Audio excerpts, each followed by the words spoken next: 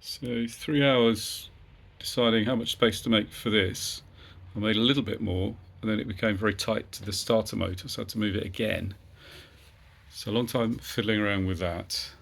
And then before I could get to actual welding, getting the gearbox bracket off, one of the brand new stainless bolts had seized. So to cut that off. But I did have a happy half hour getting the gearbox mounts properly finish welded on with fillets, and I'm not grinding any of those welds. I'm happy with those, so that was good. If it's in the wrong place, cut them off. If they're too low, make them taller.